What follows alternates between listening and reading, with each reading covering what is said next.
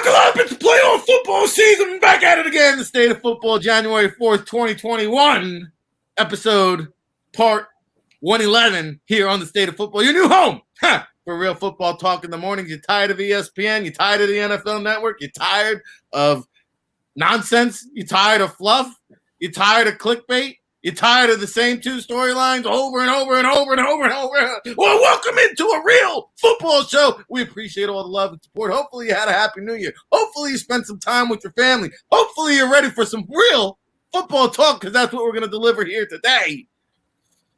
Ric Serritella just warming up the coffee. Believe me, it's the first cup. Wait till the end of the show. That's what we do here on the State of Football. Brought to you by the NFLDraftBible.com.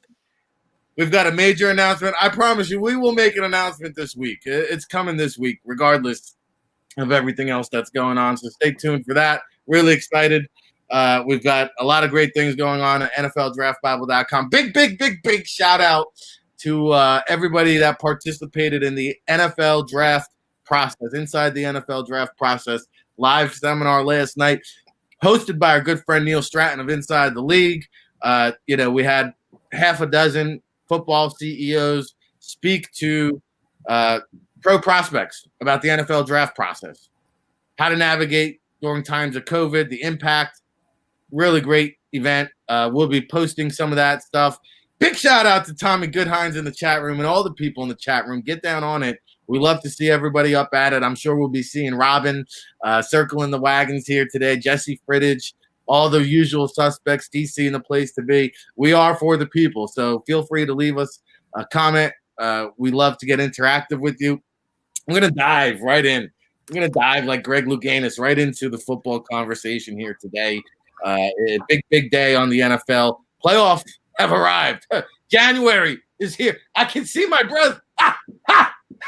That means it's playoff football. We're going to talk about it. We're going to break it all down to do that. Ric Serritella, by the way. Did I tell you that yet? I'm telling it like it is.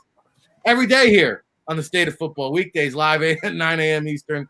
Of course, my co-host each and every day, John Murphy down there in New Orleans, the VP of Player Personnel for the Toronto Argonauts. John, I haven't checked the pick'em standings. I think I had a good week. I don't know if I'm bouncing back yet, but good morning. I'm going to come right back to you. Of course, every Monday, Ralph Venturi, he is the Assistant Commissioner of the Northeast Conference, which I can't wait for some spring football now to hit the scouting trails here in the spring in just a few weeks, get buckled up, started, ready for that. Of course, Ralph is in New Jersey. Now it's time to get into it, guys. I did the little intro. I got everybody anticipating, waiting, and gyrating, and that's what the Giants fans are doing this morning, gyrating. What is going on? Well, the Eagles just took the rivalry to a whole nother level, folks. A whole nother level. If you're living under a rock, Doug Peterson pulls Jalen Hurts, puts in the dud, Nate Dudfield, to just basically throw in the towel here and give the Washington football team a playoff berth. They send the G-men packing. John Murphy, your thoughts? Well, if he thought he was safe, did he not want to be safe in Philadelphia? Because I'm not sure how the owner of the Eagles is going to take getting absolutely just ripped by everybody for the entire week. All we're going to hear about besides the playoff matchups is what the Eagles basically did. And on top of it, got ripped on live TV for over an hour of the second half while doing it. So you don't have to answer those questions, but you do have to give a better answer than what I thought you saw out of Doug Peterson afterwards, which was hey, we're trying to evaluate. Okay, like if you're not smart enough to know the difference between Jalen Hurts and Nate Sudfeld before putting them in yesterday, yeah, what you need to evaluate is who you have evaluating. Because to say, I need to know if I have a third-string quarterback, and that was the moment to do it, inside the 10-yard line when you're down, after not going for the field goal to tie, yeah, those kind of optics are probably not going to look well, right after the season, and especially when there's another team, let alone another team in your division that could have won a division if maybe you had played it by the cards. So I get it. You did mention it earlier in the week that I'd like to get this guy in the game. But in that moment, and when you saw him make that pass on second down, that was enough of that was pretty much right then and there. I mean, that was just, I can't understand, the processing and the thinking there. To me, if I'm a player on that team, I'm completely turned off, by that set of events. It makes the players, look bad. I think the real shot is the brand. The Eagles as an organization, that is a black eye as an organization to do that. And Ralph said it very well before we got on. You look yesterday and you see what Buffalo did, play their guys, keep them tuned up, be ready for the playoffs, and probably now a matchup that would have been a tough matchup on paper for next week for them, by staying with the foot on the gas pedal, I think, will give them a much better percentage chance of winning next week, staying hot, staying on the field, staying with your product. And here you are, 4-10-1, limping to the finish line with a guy that's gotten your fans and your players excited, and you pull them when they're struggling and you let the Redskins win the division. I don't know about that. I think that was a very bad look for everybody involved. I think it's a genius move by Doug Peterson, because not only did he get a better draft pick, he stuck it to his rivalry team.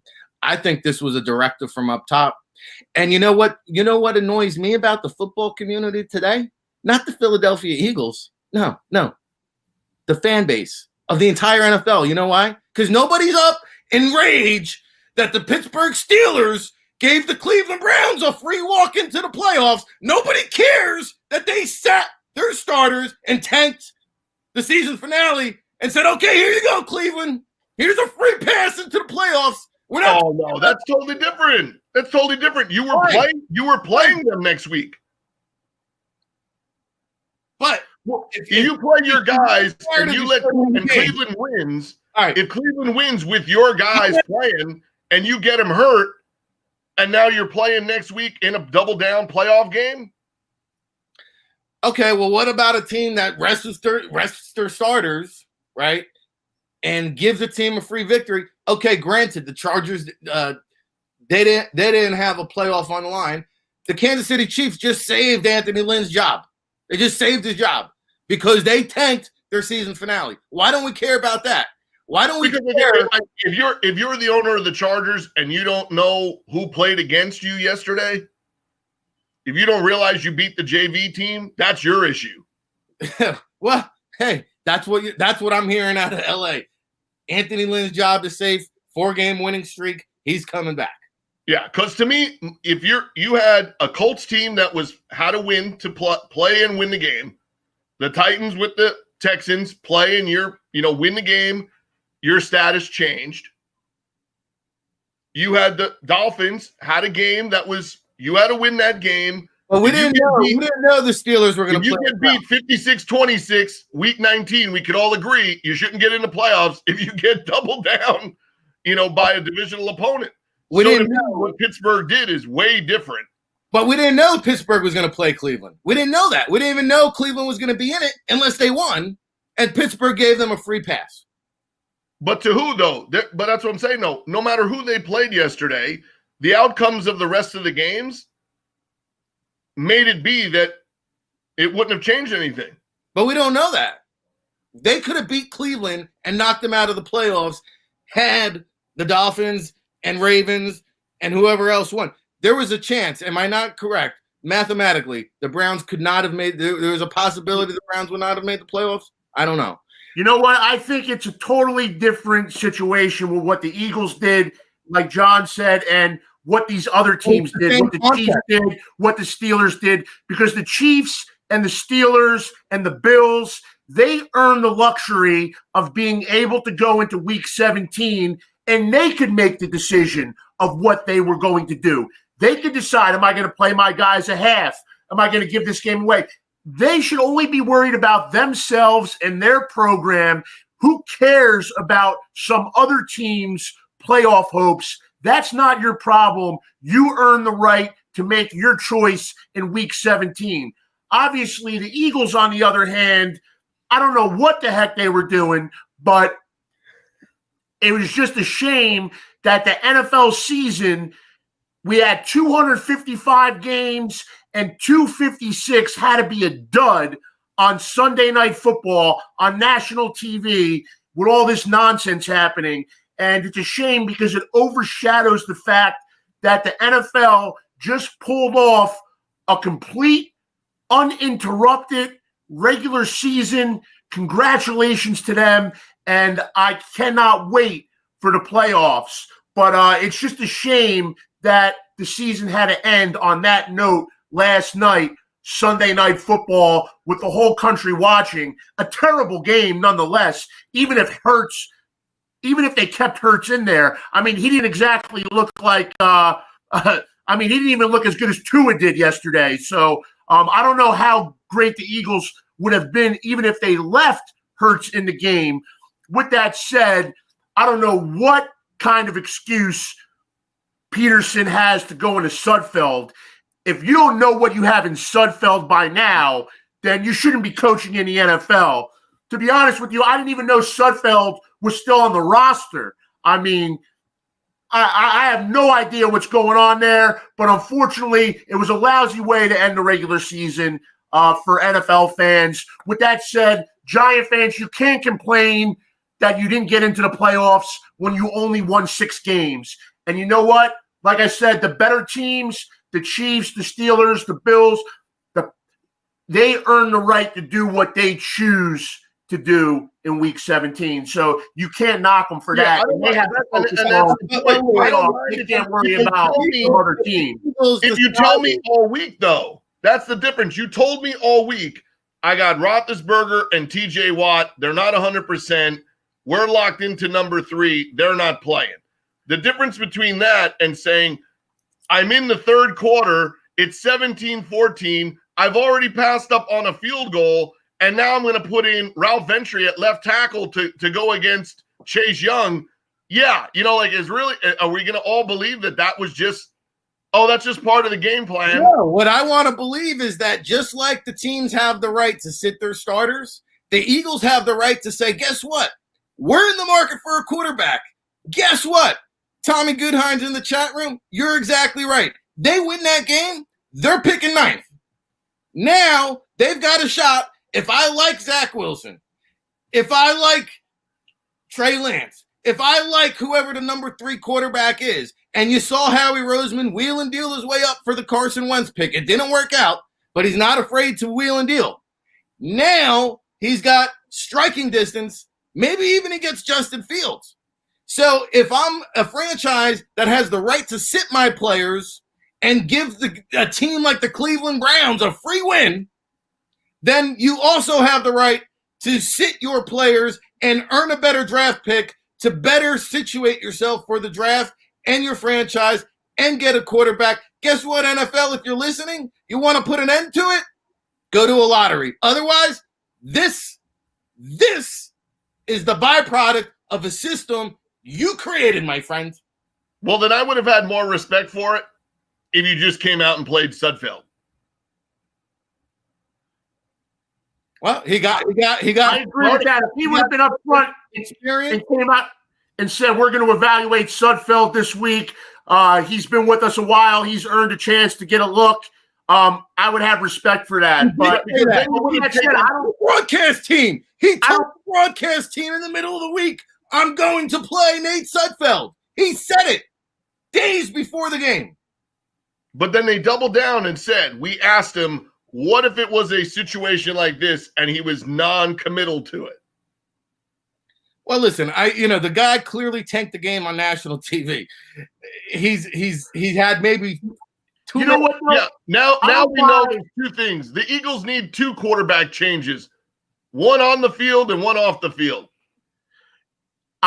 To be honest with you, I don't buy they tanked the game, because even though Sudfeld is not up to par when it comes to an NFL quarterback, you still have guys out there who are always trying to win on every single snap. You have guys out there who are playing for their jobs, who are playing for their futures in the NFL, when you who want to be on a roster next year. When you put the third and fourth string in, that's a tank. They didn't play to win. They weren't playing to win the game. So you can call it what you want. They wanted no part of winning that football game. Part of it may have been, hey, let's stick it to the Giants a little bit. I think that was a very small percentage of it. I think at the end of the day, this was the directive. These were the orders. I don't know if this Doug Peterson will be the fall guy here. I'm not sure that this didn't come from a higher up. I don't know. Did this come from Howie Roseman? I don't know. Did this come from Jeffrey Lurie?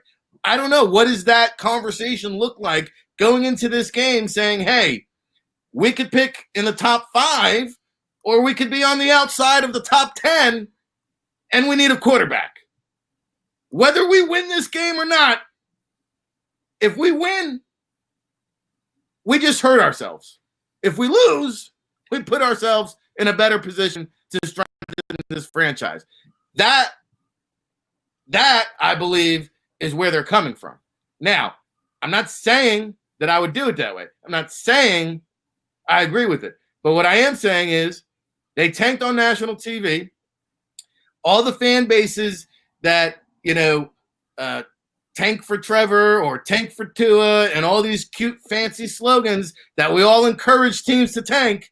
Now, when they get it shoved on their face on national TV, everybody's up in arms. Yet we don't care. Oh, the Cleveland Browns, they got a free bye into the playoffs. Nobody says anything about that today. I mean, they still won 10 games, right? Or 11 games, the Cleveland Browns. Let's not make Yeah, they won 11 games because the Steelers rested their starters. Were the Steelers playing their starters? Do you think Cleveland wins that game? I don't know. We'll find out this week. We'll find out this week. All right, one last item with the Philadelphia Eagles. The Carson Wentz relationship, you heard reports now, obviously fractured. A healthy scratch, by the way, yesterday. And no surprise here. We kind of been discussing it now for quite some time. It looks like the Colts have emerged as the favorite to land a Carson Wentz. John Phillip Rivers saying, hey, not so fast, my friend. Oh, we're buckled up, ready to make a playoff run. The Colts are looking, rock rearing, ready to go. How much stock do you put into this report? Is it all but a done deal that Carson Wentz will be gone from the Eagles next year? Well, I think a couple of things. Once we get off of, pinning Nate Sudfeld to the mat here, well, that's the reason, why Carson Wentz, isn't dressing. If Sudfeld is dressing as the 2, well, not many teams are dressing a 3rd. So, okay, there's that. Then, there comes out the report, and the person who does the initial report on Carson Wentz fractured relationship has to then come out and basically say, the source to my report, well, is me.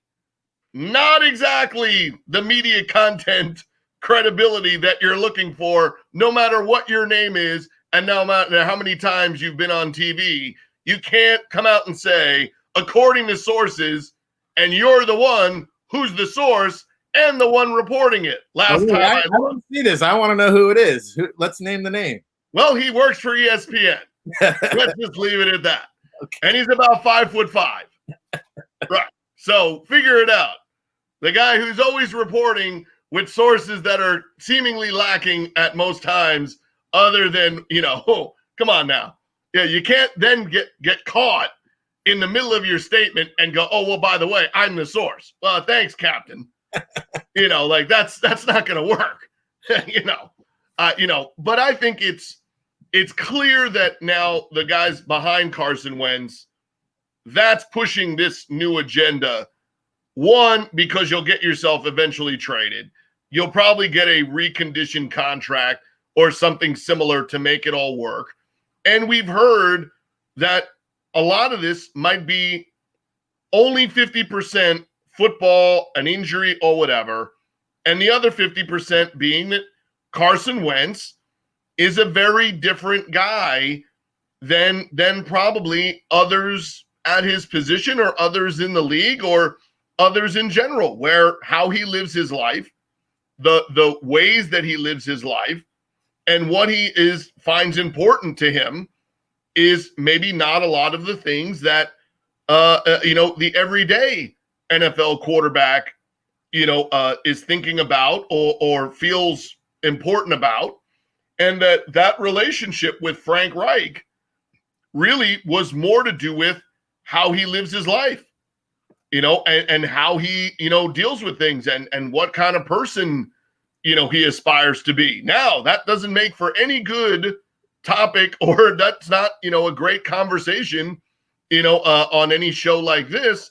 But if it's true, and that's what he's looking for, he's clearly not getting it in Philadelphia and clearly would want out. So the good news is, if you are trading for him, you probably have to trade nearly full freight to get him. But it seems like he will be then open to renegotiating that contract in order to get himself out of an environment that he's clearly no longer really interested in. If not, the agent wouldn't be going out of his way to make it seem like yesterday's inactive has anything to do with his future with or without the Eagles when they're already dressing two quarterbacks. If you have a fractured relationship, you don't then double down and not dress them because you're not trying to devalue the player. The Eagles aren't completely moronic, in this situation. You wouldn't have not dressed him and made it seem like there was a statement being made. Yeah, the statement was they were going to play Nate Sudfeld for better or worse.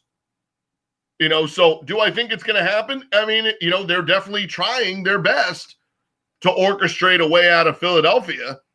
And it seems like, the Frank Reich scenario will be, number one on the list. The question will be, how hard does Carson Wentz push to get traded if Frank Reich is not an option? If going to the Colts is not an option, what is the next spin, on that merry-go-round? Because, like I said, I think it has a lot to do with the off-field and the type of people he likes to be around and the type of guy, he is aspiring to be, which are all great qualities for Carson Wentz.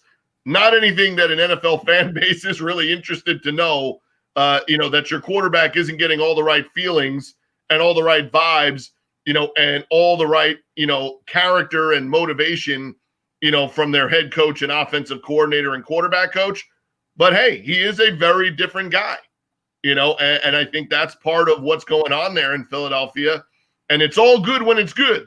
You can get along with anybody when you're winning. When you're not winning and the world is coming at you, if you don't have the right support system in place and you feel like, the walls are closing in, you can make the decisions that Carson Wentz is clearly making. I think a lot of this right now is not driven by the Eagles, but by the agents for Carson Wentz. Yeah, I was just looking here. Carson Wentz, the 8th highest paid quarterback here in 2020.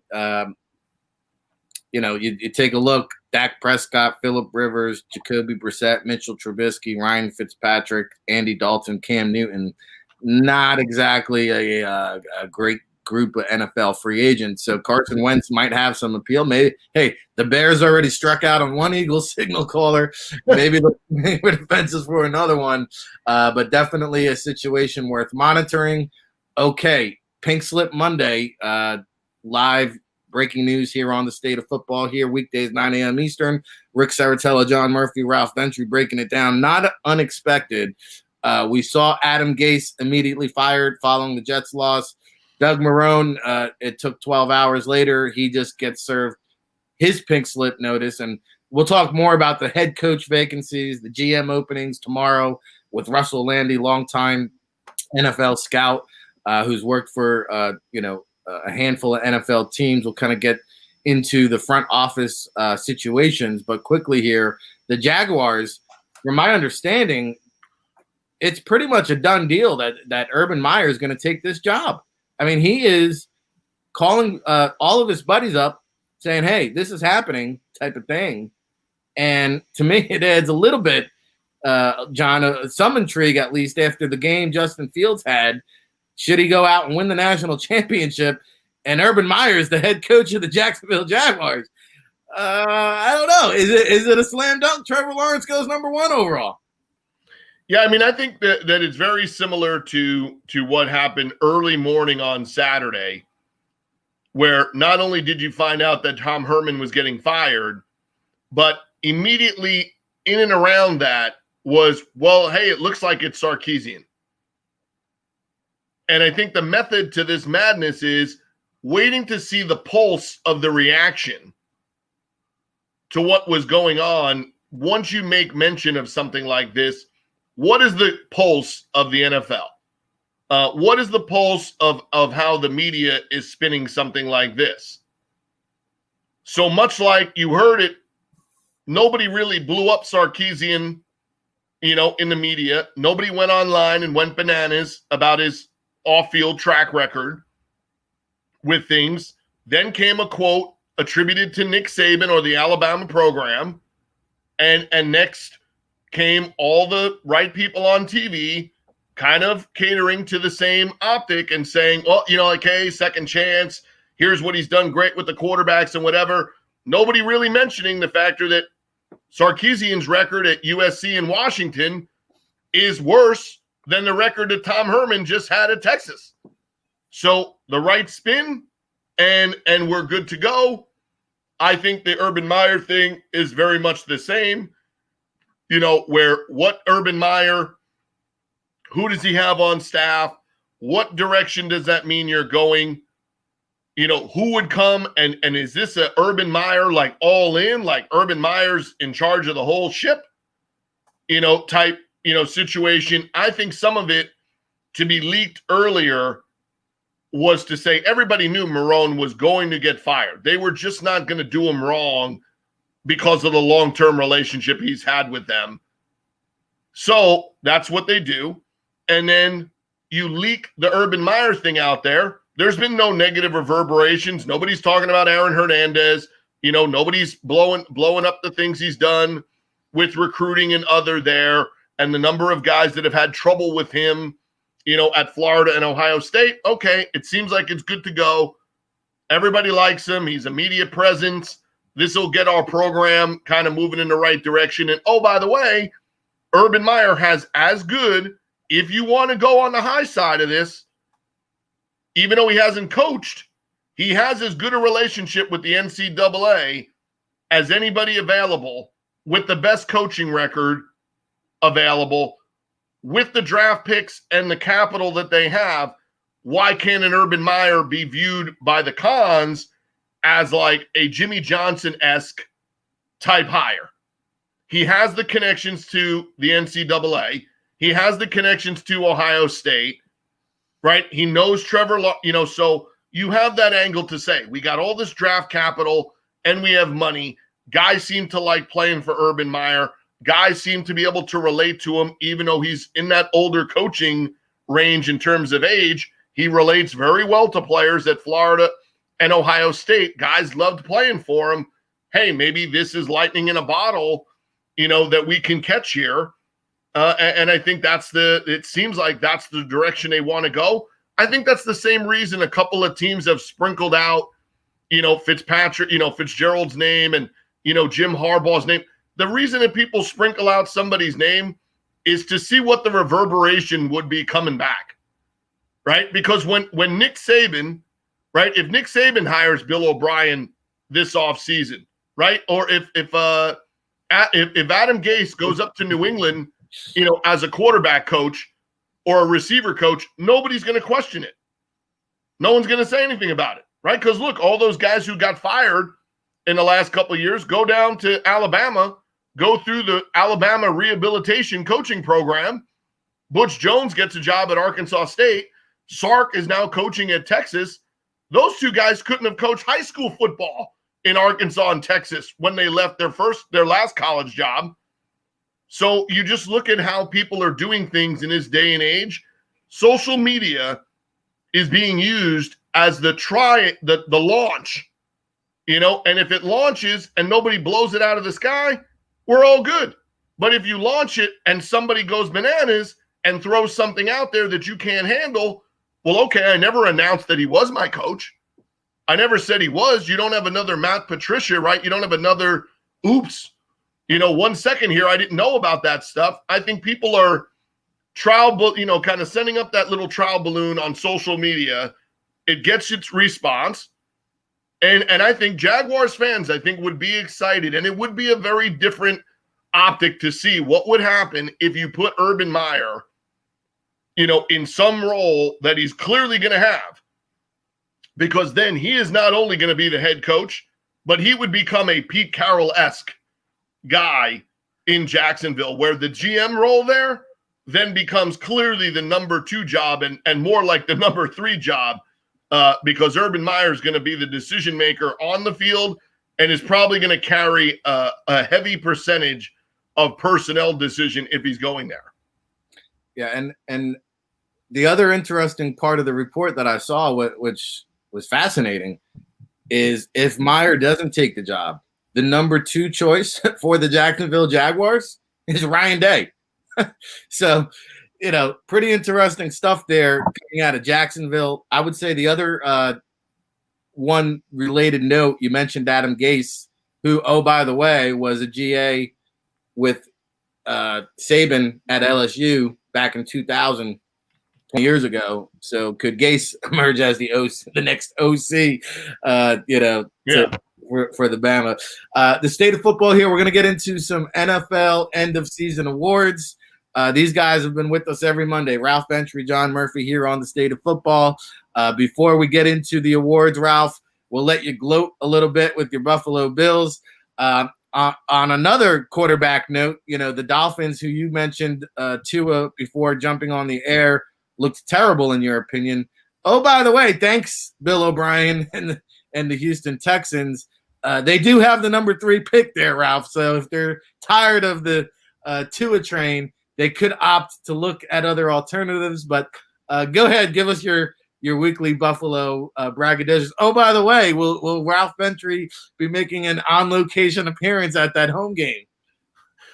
Well, first of all, going back to what John said, I would caution the Jaguars or caution any NFL front office to be heavily influenced from social media and make decisions because of what you're hearing on social media from what is really the peanut gallery at times. With that said, I do like the comparison with an Urban Meyer to the NFL, Jimmy Johnson. I see a lot of parallels there. With that said, I don't think we have to worry about the Jaguars turning into the 90s Cowboys anytime soon. But, you want to talk about quarterbacks, and we're talking about teams who think they need a quarterback. The Eagles obviously believe they need a quarterback by their actions. At least that's what those actions tell me. The Dolphins, I think they like Tua, but I don't know why, to be honest with you. And I may be the wrong person to ask here because I didn't like Tua coming into the draft process. He's a guy with average athleticism, average arm strength. He's not very big. He doesn't look commanding back there. I just think he was a product of a great Alabama offense. I mean, I don't want to get carried away here, but I mean, Alabama made Greg McElroy look good. I just don't see what the love affair with Tua was from the start, because to me, he has to be in a perfect situation to succeed in the NFL. He's more of a timing and rhythm thrower. And I have legitimate questions about his arm strength. So if I'm the Dolphins, that Laramie Tunsil trade, I had the number 3 pick. Do I look somewhere else? I mean, with that said, I'm not someone who wants to give up on a rookie quarterback. And if my organization really believed in this guy, you have to give him at least another year. But I just wouldn't have picked him from the start. I don't know why you don't take Justin Herbert over him. I don't see how Tua was this slam dunk, but Herbert was risky. Not to revisit the whole 2020 draft, but how can a guy like Herbert, who has the physical ability, who has the stature, the arm strength, he's a 4.0 student. He's been in that Oregon program for 4 years. Like, I don't know. I'm drafting Herbert yesterday and today and tomorrow, but that's a story for a different day. But I told you guys earlier in the season, and I don't want to be that guy, but I told you guys earlier in the season that the Dolphins' best chance to running down a playoff spot was with Ryan Fitzpatrick at quarterback. Obviously, he couldn't play yesterday because of COVID, but yeah, I wasn't scared of the Dolphins at the beginning of the season. In the middle of the season, I wasn't scared of the Dolphins yesterday. They were pretenders. With that said, I do think that Flores has the program going in the right direction, but I think there are some legitimate questions at quarterback there. Well, dude, how about the Buffalo Bills hanging 56 on the best defense in the NFL? I mean, Matt Barkley throwing 50-yard bombs. The best. That's what I'm saying. Statistically, wasn't Miami one of the best defenses in the NFL? I believe total yards per game. I'll have to go look it up. Is that true? I didn't know that. But what I will say is that COVID did Brian Flores a little bit of a favor here, because before Ryan Fitzpatrick was ruled out, Tua was announced as the starter, and there was some blowback there. There was some pushback from the media saying that, hey, maybe he's not making the best decision to give the team a chance to win here. Maybe Fitzpatrick should be starting. Fitzpatrick gets COVID. Clearly, he would have given them a better chance than what Tua provided. But now you wonder how much of that decision will impact the offseason as Ryan Fitzpatrick hits free agency, right? Because the Jets were so quick to run him out of town in favor of Sam Darnold. You think they'd like to have that one back? You wonder, does Fitzpatrick pack up and move on again because he knows his days as a starter outnumbered in Miami?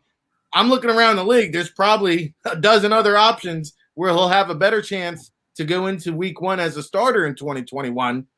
So to me, for all the good that Flores has done, that to me was the wrong decision, a bad decision. We'll see if it has any lingering effects here into the offseason.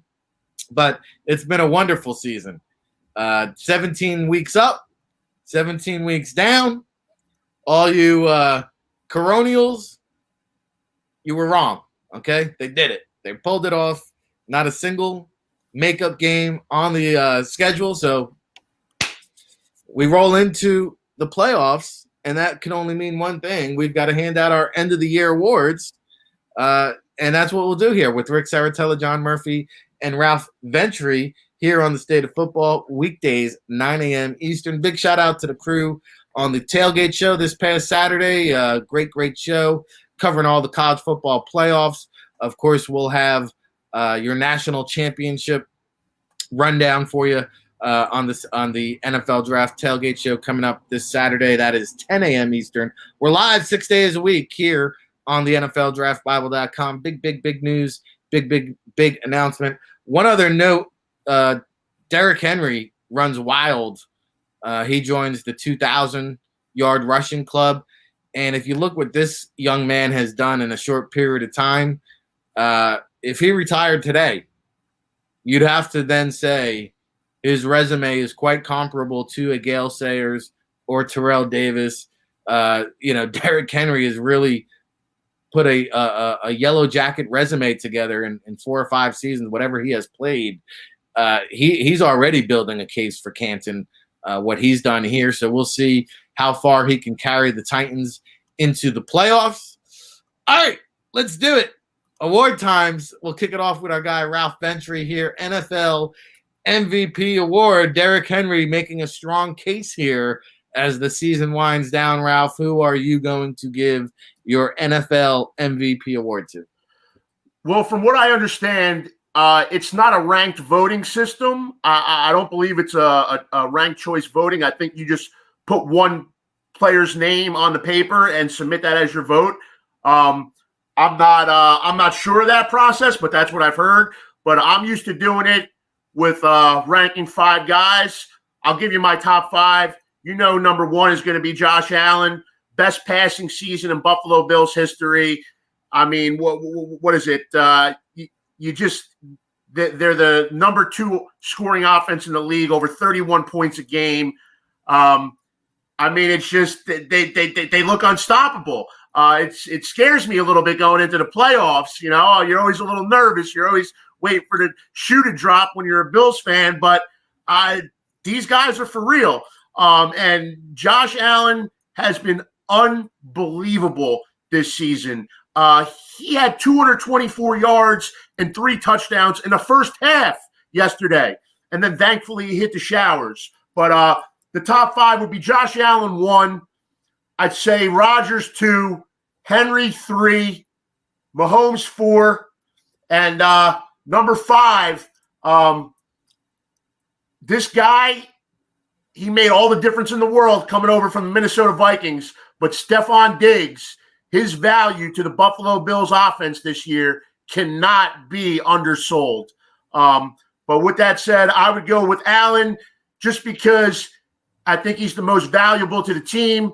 Rodgers may be the best offensive player in the league with the best offensive stats, but as far as most valuable, what Josh Allen and the Buffalo Bills have done this year, I think is really quite remarkable. And, you know, the rest of America, they were always an easy whipping boy, the same old Bills, but not anymore. These Buffalo Bills are for real.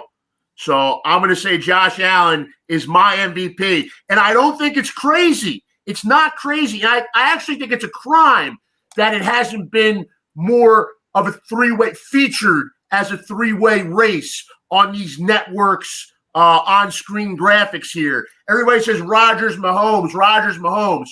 Well, Allen has been there from week 1. And Derrick Henry deserves a little more credit in this conversation as well. A 2,000-yard rusher. And, I mean, just how important is he to Tennessee's offense, and how much better does he make Ryan Tannehill and their downfield passing game? So Derrick Henry deserves a little love too. But I would pick Henry over Josh Allen. I'm not surprised, you know. But you would pick Kyler Murray over Josh Allen, bro. How's that going for you? Looking at I just pulled up the numbers. Josh Allen doesn't have more wins. He doesn't have more yards. He doesn't have more touchdowns than Mahomes or Rodgers, who, oh, by the way, Mahomes didn't even play yesterday, and he still has more yards, more touchdowns, and more wins than Josh Allen. To me, to not vote and give Patrick Mahomes the MVP is like not giving Michael Jordan the MVP when he was in his prime. To me, Patrick Mahomes is clearly the most valuable player. How many points did they lose to from the Chargers yesterday? Because Patrick Mahomes is the choice. And so I get it. You're a Buffalo fan. Josh Allen had a great year. Marv Levy's excited. Jim Kelly's excited. Josh Allen far surpassed the numbers that Lamar Jackson had last year when he won the MVP. We're talking about this year, my man. We're talking about 2020. He had an MVP level season. There's no doubting that. And he had more total touchdowns than Mahomes. Guy had 8 rushing touchdowns. He had more rushing touchdowns than half of the starting tailbacks in the NFL. And he's a quarterback. Come on, dude. Why didn't you get any credit for running the ball? Lamar. Come on, bro. Come on. Mahomes didn't even play yesterday, and he's got better numbers. Let's go over to John Murphy for his MVP selection. Should I just give my time back over? 8 rushing touchdowns. Oh, a receiving touchdown, too. I mean, come on.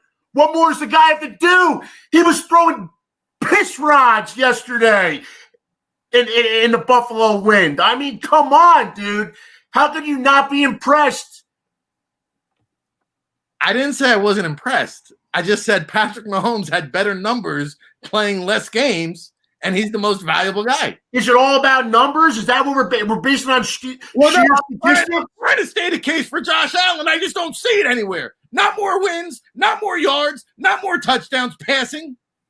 Oh, he's got more rushing touchdowns. Well, I got 13 wins. What do you want him to do? Go 16-0? I'm going to give him the MVP because he leads the quarterbacks in rushing touchdowns. That's the case. That's the case we're stating, because otherwise I don't see it. Over 4,500 passing yards. What was it, 37 pass TDs? I mean, come on. More total touchdowns than Patrick Mahomes. That's all. And you could argue that Mahomes had better weapons than Allen had. I know who doesn't. I know who doesn't have better weapons. Aaron Rodgers. Aaron Rodgers doesn't have better weapons. I know that for sure. They proved it when they didn't draft him any. And he's throwing 10 touchdowns to Robert Tonyan, who might have been my waiter at Applebee's one time while he was in college. Well, Josh Allen had 45 total touchdowns. Patrick Mahomes had 40. If Patrick Mahomes played against the Chargers yesterday, he would have had just as many, if not more, touchdowns than Josh Allen. All I'm saying is that if I watch Josh Allen and then I put on the game tape and I watch Aaron Rodgers or I watch Patrick Mahomes, sorry, different levels. You better start watching some game tape from 2020 then, because you've been watching my Idaho Potato Bowl tape for too long here. This guy's got an NFL resume now. The Bills couldn't score a touchdown against the Jets. I saw that game.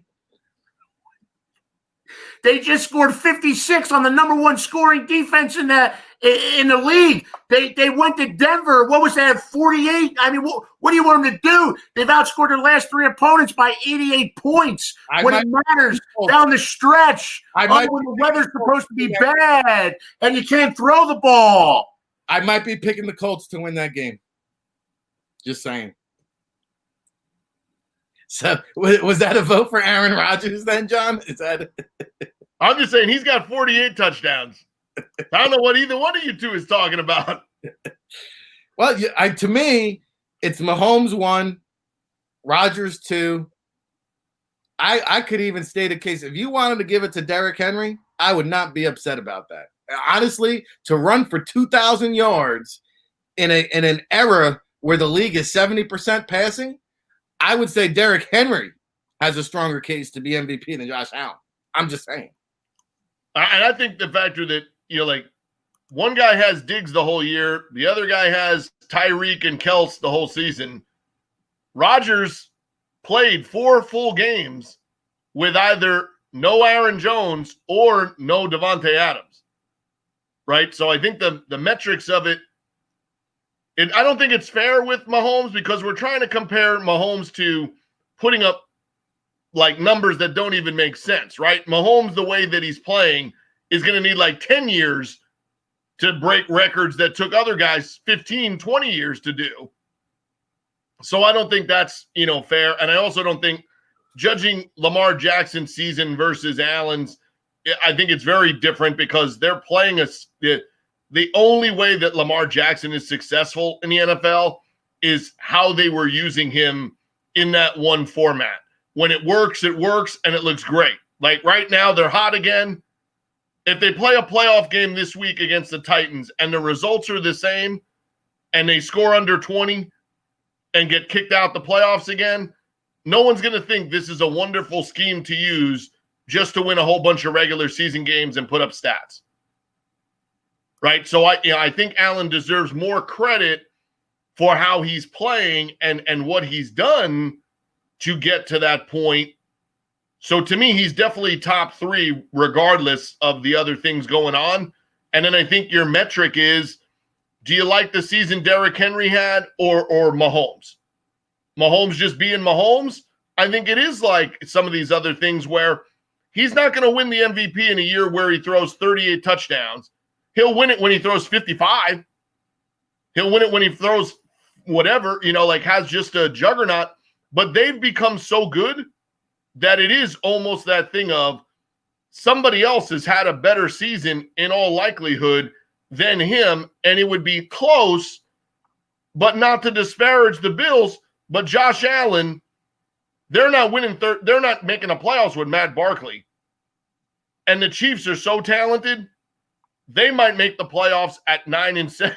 They might be better than they might be better than the Browns, or they might be better than the Dolphins or the Raiders, minus what you have there, because they're physically the best team in the league.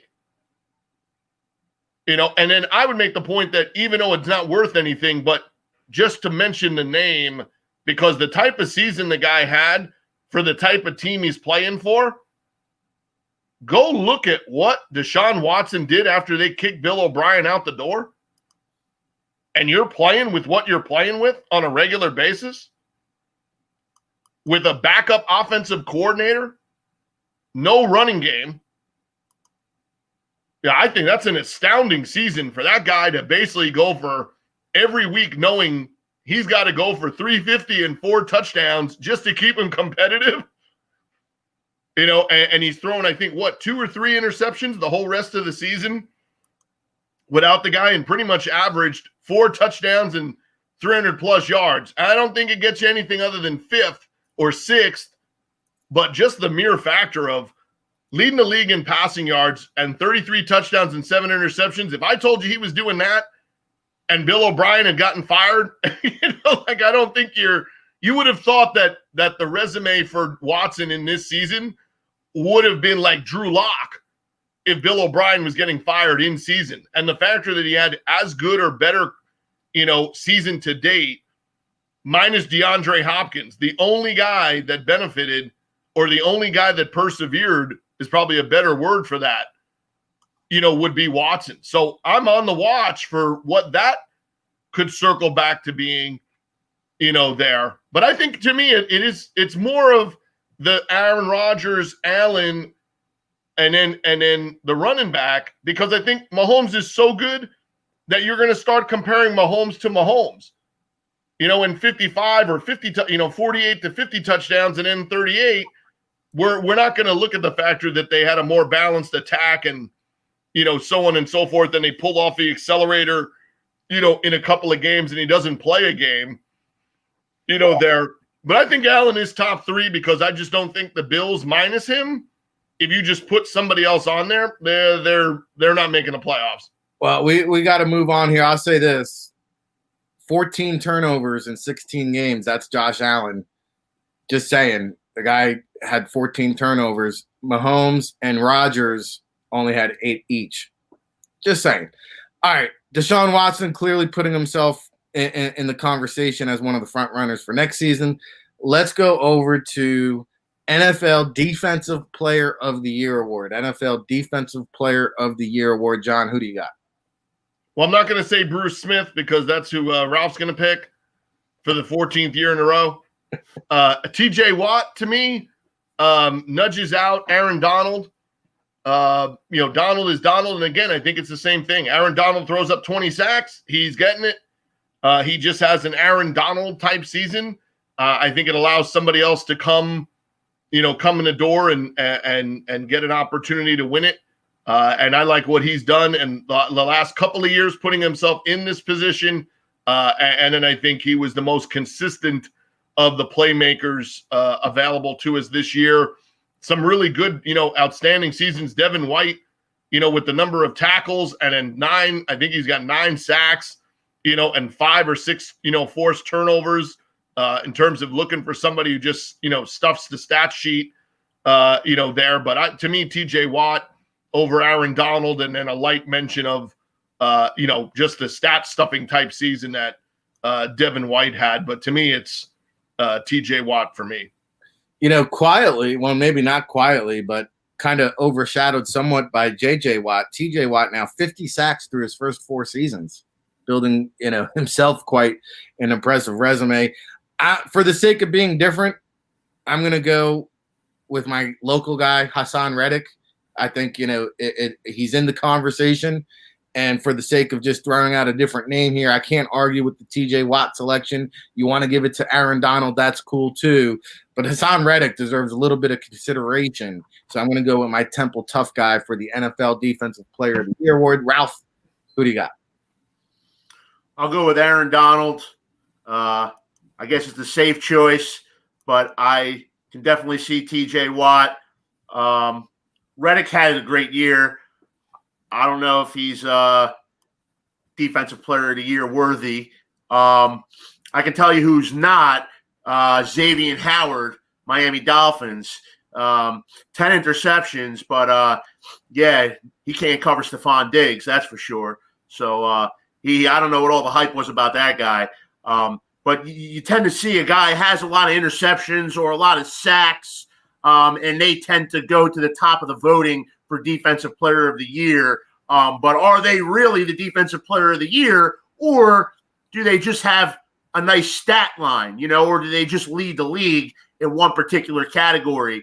Aaron Donald, only 13 and a half sacks, but I think he is the best defensive player in football. Yeah, I mean, what he does doesn't always show up on the stat sheet, and we pulled up the numbers last week. He had 26 QB hits, 14 tackles for a loss. The QB hits are up 2 from a year ago. The tackles for loss are down 6 from a year ago. And the sack total, 13.5, one more than he had a year ago, but obviously down from his 2018 season of 20.5 sacks. But to have 85.5 sacks through his first 7 seasons as a defensive tackle, again, you talk about what Derrick Henry has done in a short period of time. Aaron Donald now compiling a Canton, worthy resume here. We're giving out postseason awards. All right, NFL Rookie of the Year award. I know one guy that Ralph is not going to give it to is Tua Tagovailoa. Joe Burrow was clearly in the conversation here for much of the season. Herbert, as far as quarterbacks go, turned out to have the most consistent performance of all the rookie QBs, Ralph, but you can't ignore what Jonathan Taylor did, especially down the stretch of the season. Yeah, to be honest with you, 2 weeks ago, before he had gotten injured, my pick would have been James Robinson from the Jaguars. And even with only 14 games in the books, he still had over 1,000 yards on a terrible team with no support from his passing game. So I really love what James Robinson, an undrafted free agent out of Illinois State, did this year. And he would have been my pick, but he did not play the last 2 games. I'm going with Justin Herbert. I think it was 6th overall in the NFL in pass yards, over 4,400 pass yards for a rookie who was not the starter heading into the season. Justin Herbert's the guy. Yes, Jonathan Taylor is on a great 4 or 5 week run. But for the whole season, it's the kid from Oregon, academic All-American. Justin Herbert is the NFL's top offensive rookie. Hard to argue. I mean, this guy just had the most prolific rookie quarterback season of all time. I mean, 4,300 passing yards, 31 touchdowns to just 10 interceptions. I've never seen a rookie quarterback season quite like this, John Murphy. No, he's right there for like you mentioned, best quarterback season. When he comes in, how he comes into the lineup is, almost unbelievable, type scenario to say, he gets forced in, to the lineup because of the situation with Tyrod Taylor. And then 3 of the first 4 games he plays against, 3 legendary, quarterbacks and has them in each one of those games and is not turnover prone, right? The turnovers didn't come early. They kind of came in the middle. He didn't have a lot of turnovers and he had a little rush, there of turnovers and then finishes strong. I think it's really a 2-man race between him and Justin Jefferson.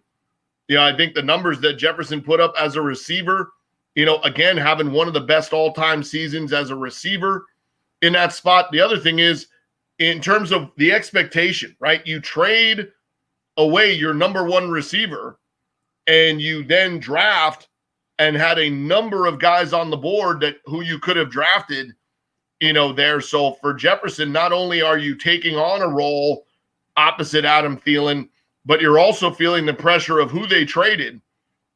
And then when you look at the numbers that Diggs puts up, well, the only reason Minnesota's not just getting absolutely obliterated for making that trade is because here's Jefferson going 100 yards a week, not stride for stride. But, I mean, one guy finishes with 1,500 plus, and he ends up at 1,400, with 600 or 700-yard games. So I think it's close. But, I mean, I think what Herbert did and doing it as a quarterback, again, with a team that they didn't always have Eckler, they didn't always have both, Mike Williams and Keenan Allen, their offensive line is a work in progress, there. So to me, for him to throw a 3-to-1 touchdown interception ratio, and like I said, those early games, he goes against Kansas City and has them to the finish, right? He plays against the Bucs, he plays against the Saints, so I mean, he had a number of games there early that you would think that anybody else would have had a number of turnovers in those games, which he did not. And then I think down the stretch when they got to losing some of those games, I think the other thing, is the only real loss of the season for him was that haircut.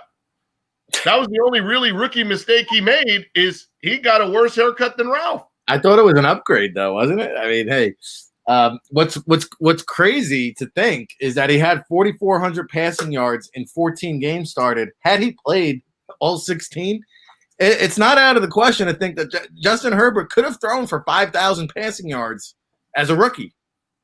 4,400 yards through 14 games. It's possible this guy could have passed 5,000. And that's why I said I don't think it's the win yesterday over the Chiefs. If you were that ownership and you're debating what you should do, your entire debate comes down to Justin Herbert. Because you have this guy now headed in the right direction, right? And you saw, like, Drew Lock, I love the attitude and the person, you like a lot of what you're seeing out of a young guy, but holy God, 15 interceptions, 57.3, completion percentage, and you see what's going on with the Raiders, and there might be some turnover and turmoil, going along in that situation, and some of their draft picks and signings haven't lived up to expectation. With what you have under contract, you have two all-pro defensive players in Bosa and Derwin James. Now, you're probably losing Ingram, in free agency, and now you have Herbert with Keenan Allen and Mike Williams and Eckler. There's no reason you're not. I mean, I know we said it this year, and I'm guilty as charged.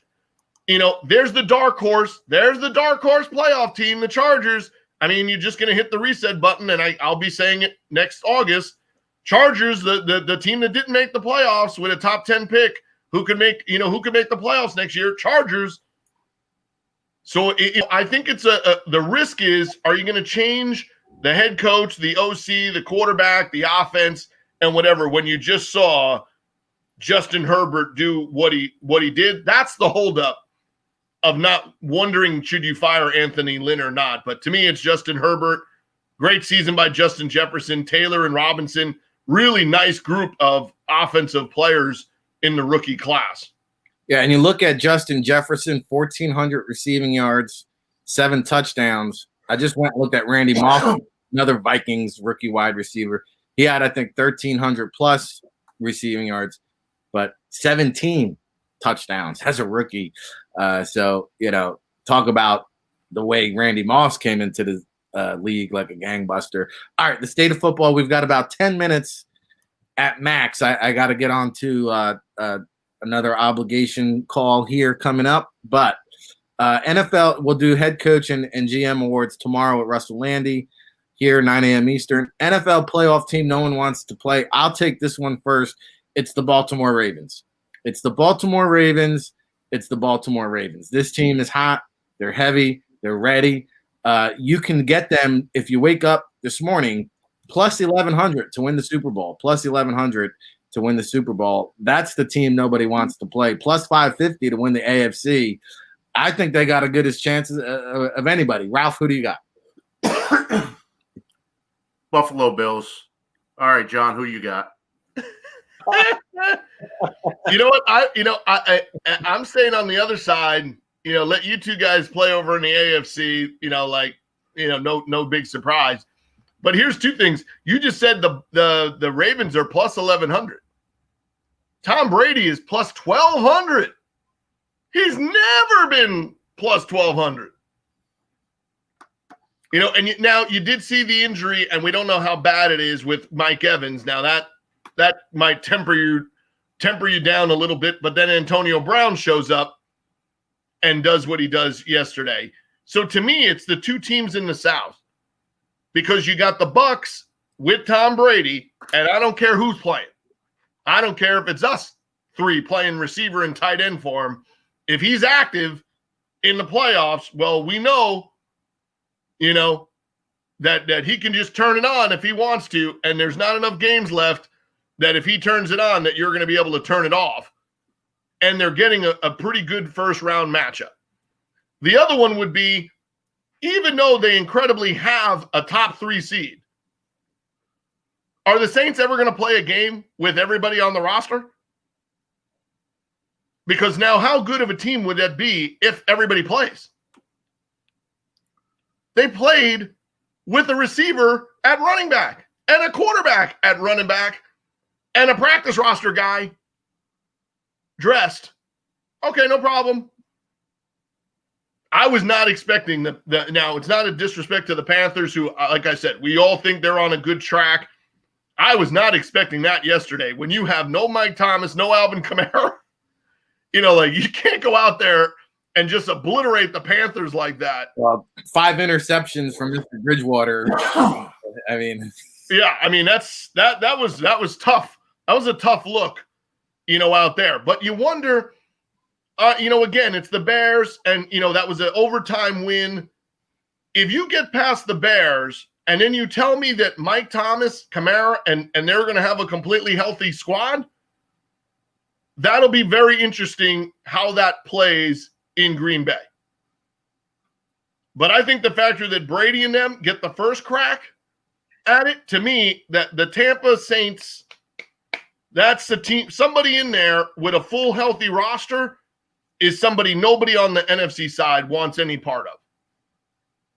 Because I don't see Russell Wilson on his own being able to get hot enough on his own as just one player. Right. To do that. Because he is the one player you might not want to, face. Because I think the matchups, like what you said with the Ravens, if that matchup had gone the other way around, then the Ravens play the Bills, and that would have been like an AFC championship game. And then the Colts would have had a shot to be that dark horse team. I don't like the Colts. It's one game too early to have to play the Bills in that scenario. Like, we're losing a team, to me, in that game, that's as good a contender to beat the Chiefs as anybody that's in the playoffs. And one of them's going to be out after week 1. Well, Titans-Ravens, our guy Tommy G in the chat room, Ravens-Titans is probably the game of the week. I think both of those teams could make a deep run. In fact, I'm going to shift into our Super Bowl predictions. And I've got 2 wild card teams. I've got 2 5-seed teams. If you remember, yes, I was high on the Cardinals, but the Tampa Bay Bucs were my Super Bowl prediction. I am sticking with the Bucs. I believe they will get the Packers in round 2, and just like they did the first time, whoop them by 4 touchdowns. They're going to whoop them again because that team is gelling at the right time. Antonio Brown is now the X factor. Antonio Brown is the rejuvenated piece that is going to put the Tampa Bay Bucs into the Super Bowl. Now, I don't have them winning it because I think they're going to run into a locomotive. Maybe the time is now. Maybe it's time for Lamar Jackson season to go into the playoffs, and the Ravens, they're getting hot at the right time. for the sake of picking someone different other than the Chiefs, I'm going Ravens, Bucks. Ralph, I'll save you the time. You've got the Bills versus who? First of all, I don't know. This love affair with Greg Roman and this Ravens 1947 wishbone offense here. Come on, man. Come on. I'll believe it when I see it. But, hey, that's why they're called predictions. But I actually agree with you in the NFC. Tampa is probably the best bet. And that's perfect for me and us Buffalo Bills fans because it's Bills and Tampa. The Bills finally beat Brady, and they win it all, baby. This is the year. I've been telling you guys from the beginning, the Bills are for real. Nobody wants to listen. Nobody wants to listen to me. 13-3, baby. Number 2 offense in the NFL, over 31 points a game. Their quarterback with 5,000 yards of total offense and 45 total touchdowns. No, 46 total touchdowns. But that's not good enough for Rick. Bills over Bucks, Super Bowl 55. I hope you're right. I'd like to see it. It would be a very fun matchup to watch. So I've got the Ravens, and who, by the way, are scoring just as much, if not more than the Bills. I've got the Ravens and Bucks. Ralph's got the Bills and Bucks. Johnny down there in New Orleans. Who you got? I don't think I should change, other than the factor that I don't think other than the factor that the Colts might get bounced out week 1. At least the Colts made the playoffs, so that was the toughest part of picking the Colts to be the upset special on the AFC side was they had to make the playoffs first. So they at least got that part of it right. I don't see them making it. That road is just too tough now.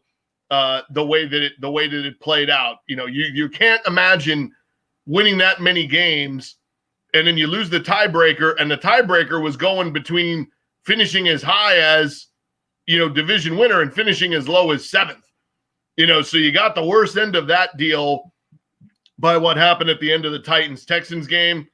Like I said, I'm going to leave it as is, because like I said, I don't see the. Tampa may have the Bucks. The Bucks might have the Packers number, but the Bucks would have to be doing some really interesting stuff to overcome how bad they've looked playing the Saints. So I don't see them having the Saints number, and it would have to be played here. So that's my only optic with the Bucks is that it'd be great to see Brady get to play the Bills. The problem is that none of these are home games. The only home game the Bucks would have is if they get to the Super Bowl. So to me, that's too many of those same kind of optics to have to go through week after week after week. And he's never had to do that with the Patriots. He's either had the time off or they've had the extra preparation. They've been the home team and everybody's been coming to them and dealing with the weather and dealing with the Belichick. Sorry, Bruce Arians. I know Bill Belichick. You're no Bill Belichick. And we're all going to find that out in the next couple of weeks. On the other side, I think Mahomes with the time off, and then they're going to get one layup game, and then whoever's left of all these teams, you're going to talk about the Bills are going to play one good game, and then they're going to get a matchup that the last man standing, the reward is a game against the Chiefs in Kansas City. To me, that was the equalizer. That if it would have been Pittsburgh, I would have said the Bills would have beat them. If it would have been something else, I would have given it that. I think the Bills, that's where they end it, is against the Chiefs. And I'm going to stick with the Saints on that side. There's no reason to change it.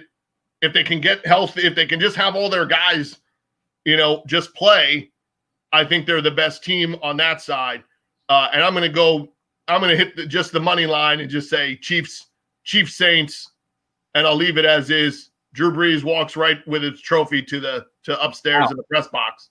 Wow, Brees and Mahomes would definitely be. There's no way. We've said a lot of things. There's not a shadow of a doubt that Sean Payton should be coach of the year. Brees isn't walking anywhere nowadays. He's going to have to ride his little rascal up there, take his walker. He's an old man, John. He's an old man. Taysom Hill. I don't think he has anything left. He needs a Taysom Hill escort. All right, guys, we got to get out of here. Ralph, we'll give you another minute or two for some Buffalo grandstanding. No, parting shots here. Parting shots. I'm going to say that there's two winners here at the end of the regular season. Number one, the players. They went to work. They worked in a safe environment. They played the game they love. They made a lot of money doing it. The other winner, the fans. 17 weeks of NFL football, a great distraction from all the other nonsense going on in the world today. Thankful for the NFL season. Looking forward to the playoffs. The players win. They make money. They get through it all healthy. The fans win. They get the entertainment that they want and love and need. So there we go. Thank you, Ralph. That's Ralph Venturi, the Assistant Co-Commissioner of the Northeast Conference. He joins us here each and every Monday. Oh, by the way, Wednesday, we have a Baldy Breakdown Seminar Cornerback Edition. He'll be breaking down Darrelle Revis, Charles Woodson, Stephon Gilmore. So if you want to get on board for that, go to NFLDraftBible.com. That's going to be Wednesday, 9 p.m. Eastern. It's also Mock Draft Monday at the NFLDraftBible.com. It may have been posted while we're on the air. And then later on this afternoon, we'll have our Scouting the Nation list of prospects that kind of stood out during this past week of bowl game action. So NFLDraftBible.com is where it's at. We'll have an exciting announcement this week for you all. John Murphy, time for a parting shot. Well, I think, a couple of things. They may not be in the playoffs long, but we can all agree that the best thing to come out of the NFC East is that Alex Smith and Ron Rivera, with what they went through during this COVID and what they went through during this season and what Alex Smith has gone through to get back to play this season, you can't root for much else in the NFC East, but you could at least root for Ron Rivera and Alex Smith, and you better do so this week because they'll probably not be in the playoffs any further, than this week. And we forgot, Ralph, the most important thing. There is one other winner in the regular season. This guy right here. This guy right here. Yeah, and Rick wants to forget about that. You see how he glossed that over. No mention of picks on the show today, Rick. There's an asterisk. The other ones who are the winners are the fans if you paid attention to this guy's picks. Not that guy over there. Well, I think the Ryan Roberts celebrity pick'em got me. You got plenty of blame to go around. You got Ryan Roberts. You got Neil Stratton. They tried to get Russ to pick for you. Look, they tried to bring in an all-star team, Ralph. They tried to bring in an all-star panel. Guess what? Didn't work. There's only 11 games left now, Rick. Well, so you got to really be on your A game because I just have to pick the winners every time. You got lucky that I went on a bye this season. I'll be chopping wood. We'll see. I don't know what the tally is from yesterday, if I'm mathematically eliminated or not, but we'll get the standings updated for tomorrow. But I am putting an asterisk next to that record. We'll be striving and profiling to do better. And you know what? If I'm mathematically eliminated, we'll just do a new playoff pick'em. Change the rules, baby. Change the rules. We make up the rules on the fly here. Hey, we'll be at it again tomorrow, 9 a.m. Eastern. We appreciate you tuning in to the Chop Shop each and every week here on the State of Football. 17 weeks down. Next Monday, we'll be back with a playoff edition. Tomorrow, we'll be back with the NCAA edition. Of course, Russell Landy, who joins us each and every Tuesday here on the State of Football. Wednesday, we'll have Coach Grabowski with his latest, with the First and Goal Lauren Foundation. We'll talk more about that. We'll dive into some more of our all-decade teams on Wednesday. Thursday, it's a double dip. Dane Vandernat and Neil Stratton each and every Thursday. And then Friday, it's a Football Friday with Big Law and the whole crew.